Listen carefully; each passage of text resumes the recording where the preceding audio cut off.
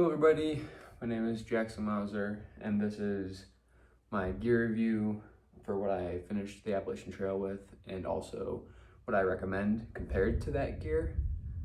So yeah, without further ado, we will get into the first piece of equipment, first category, that's going to be the backpacks. So for the backpacks, this is what I used.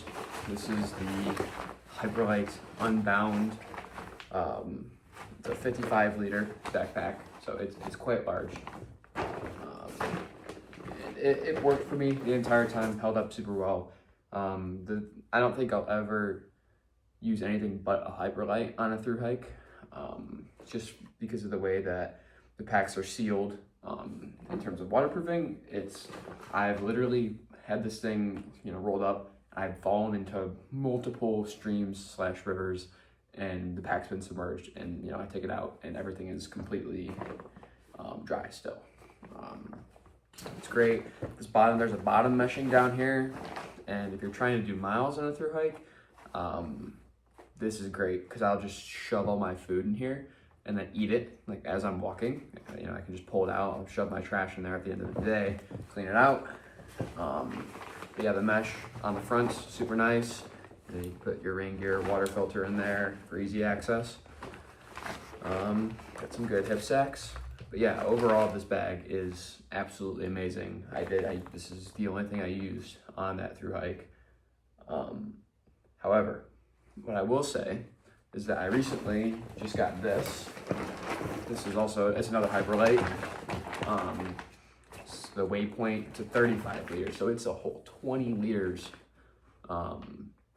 smaller than the Unbound 55. But I will say, if you have all your gear dialed in already and you know that your stuff can fit into a 35-liter bag, then I recommend this. It's kind of almost the exact same bag, actually, just smaller. It doesn't have the meshing on the bottom, but instead it has these water bottle holders, or I guess you could put whatever you want in there on the shoulder pads on the front on each of them. But yeah, I found out that everything that I was carrying in my 55-liter, I can cram into this, so it's therefore just better for more compact holding, I guess you could say. But if you don't have your gear dialed in and you don't know, then this bag also comes in a 40-liter. So if you're still looking for smaller, then you can get the Unbound 40. But again, if you don't know, just definitely get the 55 or any 55-liter pack for that matter. But yeah, that's the packs I used, and like I said, Hyperlight, it's just amazing. I won't go back to anything else, honestly. But yeah, that's about it for backpacks. All right, moving on to sheltering. So this can be interesting with the AT because, as you probably already know if you're watching this video, the AT has shelters, these Adirondacks that have 3 sides with 1 open facing side that you can sleep in if you're just hiking through. They're about every 8 miles on average, sometimes longer, sometimes shorter distances from each other. So you don't always need something to shelter in, such as a tent or a hammock, and that's really the only 2 options. I guess technically there is bivvies, but more than likely you're going to have a tent or a hammock with you. So for me, I actually hiked the AT 50% with the tent and 50% with a hammock, which is pretty odd. Usually most people will just stick with one or the other. Now this is what I started with. This is the Z-Packs Soloplex Lite. Weighs 12 ounces, and that spec right there is why I have it. I'm not one for single wall tents, honestly, or trekking pole tents, because they're a pain to set up. They sometimes can flood if you don't set it up properly. The condensation is crazy, if it's hot out and you don't set the ventilation properly. With that being said, it weighs 12 ounces, so. And like I said before, you aren't, I think I stayed outside of a shelter on the AT out of 109 days that I was out there. I think I probably, between my tent and my hammock, stayed outside of a shelter maybe 15 times. So the other 90 days, I was in a shelter. So you don't use this that much. So it being lighter weight is great. With that being said, I had a hammock for the other 50% of the time. And the hammock is great because it's much more comfortable than this, you know, and there's no issues. I unfortunately don't have that with me currently. That is, I don't know where it's at. I have to look for it. But I had the Eno double nest, and that weighs about, I don't know, but all I know is I think it's probably about 1.5 pounds. What I do know is that my hammock with the tarp that I had, I think it was a bear butt tarp. That was the name of the brand. And with that and the hammock combined, it weighed 3 pounds. So I think the tarp also weighed about 1.5 pounds. So that's a lot different than 12 ounces, you know, 4 ounces less than a pound. And it was nice to have the hammock, I'll say that. It's very convenient for stealth camping, so when you're going through wooded areas, which almost the entire AT is, you could basically set your hammock up wherever you want. You know, there's certain areas where you're not supposed to, but essentially you could set it up wherever. So you could just hike until it's dusk, and throw that thing up, and it's amazing. It's so much more comfortable than a tent, in my opinion. But yeah, I eventually switched back because of the weight issue, and I barely used the tent again. Once I switched back, so just to give you a timeline here, I had my tent for about the first third of the trail. Once I got to Daleville, which is the northern part of Virginia, I got rid of the tent and switched to a hammock. And then I had that hammock all the way up until I got to, I'm trying to think, where was I? I think Hanover, New Hampshire. So I carried the hammock for about half the trail. And it was great. And when I got to Hanover, New Hampshire, I was like, all right, you know, because that's where it starts to get rough with the whites and stuff. I was like, I gotta conserve my weight here. So I set the hammock back, took the tent, and once I got to Hanover, I only used the tent twice. One of which being like the second to last day at Able Bridge where I camped. So I didn't use it at all. I just took it for the weight. So yeah, the big question is hammock or tent. And I will just go ahead and say tent, as much as the hammock is more comfortable. But what you may realize if you've already thru-hiked, you know this. If you're planning to, I'll tell you that comfort is something that you maybe eventually will just throw out the window and say you want the less weight for hiking purposes. So I'll recommend the tent for sure. But yeah, that's about it for sheltering. Those are kind of the two options, and that's just what I used. Moving on to sleeping equipment, being sleeping pad, sleeping bag, and sleeping pillow if you use one. I did not. I used my clothes bag as a pillow. And I'll just start off with that. It's totally preference, and honestly it doesn't matter because a pillow, a backpacking pillow, if you get a nice one, or it doesn't even have to be that nice. I know some that are out there for like $40 that they compact down to like the size of like a fist in a bag, and they weigh nothing. So if you like to have one, totally bring one. Would definitely recommend that for a thru-hike. Me personally, I don't like to sleep with a pillow. If I have the clothes bag, it's the same thing. Or sometimes if I have an empty like compression sack or something, I'll bring that and throw my puffy jacket in there and use that as a pillow. But yeah, that one's totally preference. Moving on to sleeping bag, I have this. This is the Feathered Friends Flicker UL. It's like the short version, and it doesn't have the mummy hood on top, and it's basically just a quilt. As you can see here, it's a square. So it is a full zip, so it zips all the way around, and then at the bottom there's a cinch, so you can cinch it, and then at the bottom where your feet are, it basically turns into a little foot box there. This thing is rated for 0 degrees. The comfort's about 15. You'll be very comfortable at 15 degrees. And you're thinking, I had this with me the entire time, so I know you're thinking, well, what did you do when you got to like late May and it's hot? Well, it was, and I just kind of either laid on top of this or laid it across me, but I didn't have an issue. And for me, this thing's so light, it weighs about 1.5 pounds, which is crazy for a rated 0 degree sleeping bag. I recommend this. It is on the more expensive side. There are some other good options out there for the AT. If you are going to be starting early though, I recommend a rated 0 degree sleeping bag. As much as you'll be okay with something rated at 10 degrees, and I mean early as in like February 15th, because that's about when I started. I don't know if my weather was just specifically bad this year, but I had all kinds of snow, freezing rain, and that kind of crap. Something like this is outstanding to have. So definitely would recommend that if you're going to start before March, we'll just say. But yeah, this thing was amazing. It's about, I think it's 900 fill down. But yeah, moving on to sleeping pads. Okay, so this is the Thermarest Neo Air X Lite, and it is honestly probably the best sleeping pad in terms of inflatable on the market, in my opinion. It has the best R value to weight ratio that you're probably gonna find, and it compacts down also kind of into like, if you take a fist, it's probably about 2 of those. It's like that. This is the bag that it goes in. So it's very tiny. It weighs not a lot, maybe a pound, slightly less if I had to guess. But it's amazing. The only thing I have an issue with is mine. This is a new one. This isn't the one that I used. I got a new one. The one that I had on the trail, and this is uncommon because I asked around, because it's a very common pad. If you're hiking the AT, you'll see most people, a lot of people use this.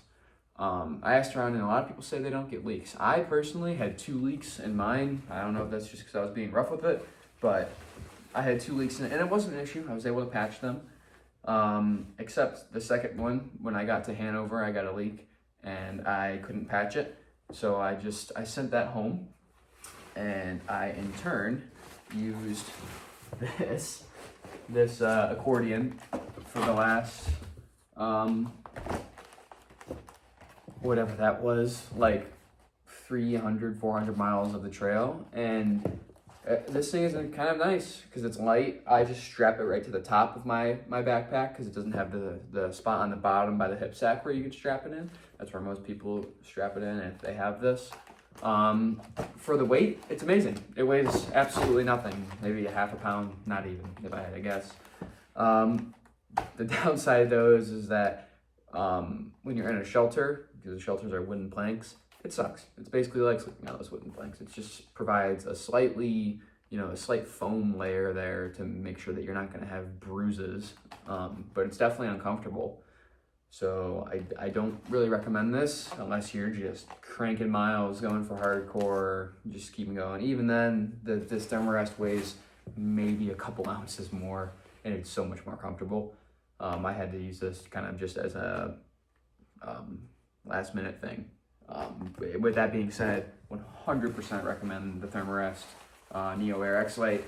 And also with that, it's not that hard to blow up, but I didn't have one, but if a lot of people had the little, it's like this big, it blows up the mat for you. It's got a battery that lasts forever. I'd maybe get one of those too. I think I will for my next Thru-Hike, because when you're done with a 30+ mile day, it sucks to blow up a mat, honestly, I'll tell you. But yeah, this thing's amazing. Definitely won't get another pad unless something else comes out that's better.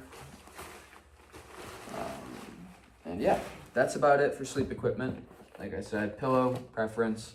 Sleeping bag, I use the Feathered Friends Flicker UL, and then the Neo Air X Lite Thermarest is the best. Moving on to food and water equipment.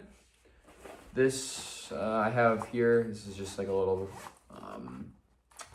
this little lightweight bag that I carry stuff in. This is the Platypus Quick Draw. So this thing I use the entire time. I love this thing. Basically what I tell people, because almost everybody's heard of the Sawyer Squeeze, I tell people that this is a nicer version of the Sawyer Squeeze. That's what I'll say. It feels better. The flow rate's better. It's easier to back flush. You don't have to have the syringe with you. What you can do is you can take one of these CNOC bags. This is a 1 liter one. Most people carry a 2 liter. And this is the front of the Platypus here. You could just fill this with clean water, screw it on, and back flush it. Just squeeze it like that instead of having to use the syringe. But it works the same as the Sawyer. It has the dirty end and the clean end. It's great. It weighs nothing. Now, I don't have one of these, but I hiked with somebody for the last 200 miles of the trail that had I think it's Katahdin Be Free. The Be Free, it comes with a 1 liter bag similar to this, and it's just a little nipple that screws onto there, and the flow rate is amazing. I don't know if I trust it in stagnant water because that flow rate is amazing, but for the amount of water that's on the AT that is flowing, I would totally get it Be Free, because the bugs at the end of the trail were horrendous, and I didn't want to stop to filter water. And with the Be Free, you can just put the nipple on and then kind of drink it like this as you're going, or you could honestly walk and filter it because it's so easy to filter. But yeah, I recommend the Platypus Quick Draw though, I would say, in terms of reliability. I don't know if I trust the Be Free, but that thing was amazing in terms of flow rate. But yeah, that's it for filter equipment. Moving on to cooking equipment. Now, I don't have what I used. This is a Jetboil Micro Mo, and this is what I have now. And this thing I would recommend over what I did have, and that was the Jetboil Stash. Now, this is totally preference. I know some people don't even like Jetboil. There's other stuff out there like the MSR Pocket Rocket. That's a favorite, I know. And then with the Pocket Rocket, you just have like a Tokes pot or something that you put on top. I just like the Micro Mo. This one, it has the stove that screws into the propane, and then the pot, it clips in. And I will say, I like the stoves that, you put on and you twist it to the right a little bit and it clips in, because I guess I'll just say that I'm clumsy, because I had the Stash, and the Stash is essentially the same thing. It has the stove that screws into the propane, and you set the pot on top. It doesn't clip in. And that's great. It's fine. It's not that big of a deal. But the amount of times that I was trying to make ramen or boil water for a freeze-dried meal, that I just was sitting at a picnic table or had it on the ground, and I just did like a little micro movement, and it just knocked it over, and it spilled everywhere, and I lost water and sometimes food, and that's just annoying. I used it for the entire time though, and it was fine. So the Stash is great, but recommend the Micro Mo if you're going the Jetboil route. If not, if you don't want a Jetboil, you don't like them or whatever, definitely recommend the MSR Pocket Rocket. That one is amazing. Also, I'll include this with water equipment. This is a 1 liter smart water bottle. It doesn't have to be smart water, but definitely these 1 liter bottles are great. I had one of these, and then they also make one that's a 1/2 liter. I had the 1.5 liters of water storage capacity with me, and that worked for the entire time. Honestly, 1 liter is just fine. I didn't even have my 1/2 liter bottle filled for most of the AT. Just 1 liter, only in certain areas where there's not a lot of water, like parts of Virginia and stuff like that. But yeah, that's about it for cooking equipment. I have obviously you need like a little Bic lighter if you don't have a stove that has like a push to start on it. And then I have a little Tokes. It's in here. I'm not gonna pull it out. It's a Tokes titanium spoon. It doesn't cost much, and it weighs nothing. So that one is amazing. But yeah, that's about it for cooking and water filter equipment. This is just a Z-Packs bag, very lightweight. This is what I use it for my food bag. I don't know the literage on this bad boy, but it worked perfectly, very, very dry. And I have another one that's identical, this is what I put my sleeping bag and sleeping pad in, so I could eliminate stuff sack weight, which is a couple ounces. But yeah, these two were great, and those are what I use for food bag and storing my sleeping bag and sleeping pad. Like trekking poles, obviously preference. I only carried one. I would carry none if my tent didn't require a trekking pole to set up. I don't hike with trekking poles. I maybe broke this bad boy out a couple times on the during the whites for just going downhill, but I only carried one. It stayed in my bag most of the time. But this is a Lucky trekking pole. It's aluminum. If you're gonna hike with trekking poles, multiple, as in 2, I would recommend something carbon fiber. The Z-Packs poles, I think, are the best bang for your buck. I like Lucky. The aluminum's durable. The carbon fiber poles, they get bent easily or they snap easily. I've never had a problem with this thing. I have the other one somewhere, and I've been hiking with these for a decade now, I think. So they are amazing. where is somewhere? I have I'll just talk about it. I don't need to have it with me. There it is anyway. This was my toiletry bag. In here I have a toothbrush, toothpaste, nail clippers, hand sanitizer, and toilet paper. Obviously have to have, that's the bare minimum, not even toilet paper. I know some people have the little bidet that screws on to like a water bottle or something, and some people swear by it, but I gotta have toilet paper, that's just me. But yeah, I totally just recommend having a little bag for all your stuff. Yeah, that one's pretty self-explanatory. Everybody should know about that. This is a Nightcore NB10K. I had 3 of these. They weigh nothing. I just threw it across the floor. I had 3 of these, and that was plenty in terms of charging stuff. And I was using my phone plenty to film stuff, just look at stuff on my phone. And I think the longest I was out in the woods for a period of time was about 7 to 8 days before going into town. And those 3 10Ks charged my phone, and my phone battery lasted me until I got back to town on that 8th day. So these are great, absolutely amazing. Definitely recommend that. And then, pair it with whatever cable your phone uses, and that's good. I also don't have this with me, but I had also the Nightcore headlamp. It was also perfect, and that's what I had for electronics. That's about it for electronics. And yeah, I guess we will go over clothes next. All right, so for clothes, this one is interesting. We'll do rain gear first, because that's kind of one of the more important clothes items that you need. This is the Outdoor Research Helium Series pants. I don't know where the rain jacket's at. It's very torn up, the one that I had from the AT. I also used the Outdoor Research Helium rain jacket. Now, here's what I'll say about rain gear. I don't care what rain gear you have. I don't care if it's Artrix. I don't care if it's Montbell. I don't care what it is. If it rains enough, you're going to get wet. I don't care how much Gore-Tex is on your rain jacket. It doesn't matter. You're gonna get wet. So with that being said, I liked the Outdoor Research Helium series stuff just because it's extremely lightweight, and from light to medium rain, it'll keep you dry, but once it gets into that heavy crap, you're getting wet. So it didn't really matter anyway. And that's just the rain gear I chose to use. I'd maybe even in the future go with something like a rain kilt, just because for warm weather, I personally wouldn't even wear my stuff if it was raining. If it was above 65 degrees, I would just, take my shirt off and hike I had shorts on that were quick dry, and hike like that if it was warm enough. If it wasn't, I put my rain stuff on and it was just cold and wet, and that's how it is. But yeah, rain sucks. I'll just say that, and we'll move on. For clothes, I had 2 lightweight t-shirts, just like they were dry fit. I'm sure you probably have. If you backpack, you have dry fit stuff. Same thing with shorts. I had 2 pairs of dry fit shorts, 2 pairs of underwear, and 3 pairs of socks. I had 1 pair of smart wool and like very thick wool socks, and 2 pairs of Darn Tough socks. Now, Darn Tough socks, I honestly wish I didn't even have the smart wool socks. I wish I had 3 pairs of the Darn Tough socks, because they're amazing, and you can basically trade them in for free and get a new pair anywhere you like on the AT. Honestly, most places have the Darn Tough exchange, so that is great for that.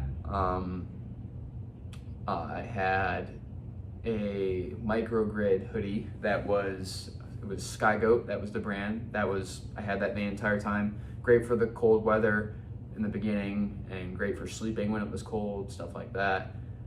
For my puffy, I had the Mountain Hardwear Ghost Whisper UL.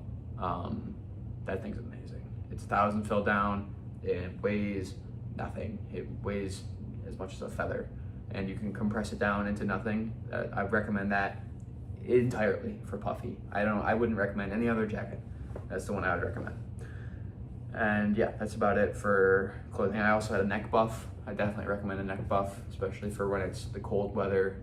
You have your snot running down, and you use that to wipe, all that gross stuff. But neck buff's great. It's buggy. You throw up your neck buff like that, and it's on, the bugs leave you alone. Stuff like that. I also had a ball cap. That's also a preference. takes up some space if you don't want to wear it and just strap it to the back of your bag when it gets wet, stuff like that.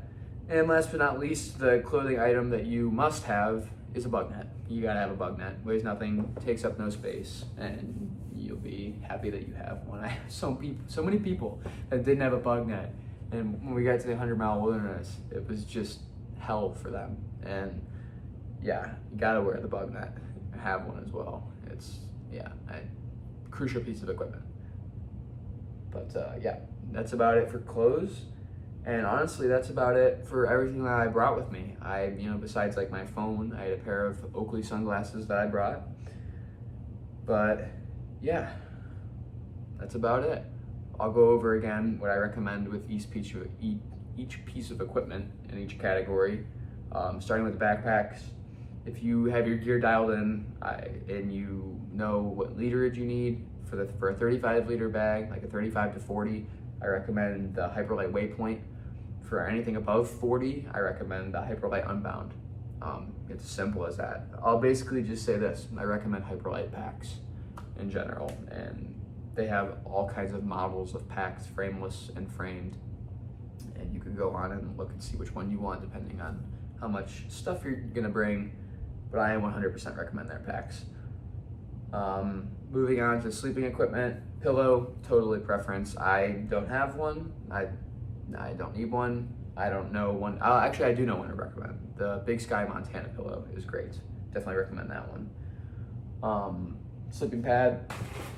The Neo Air X-Lite made by Thermarest is the best thing that you're gonna get for a pad. It's the best thing on the market, like I said before, in terms of our value to weight ratio, and it really does not weigh a lot, takes up no space, and it's extremely comfortable. Sleeping bag.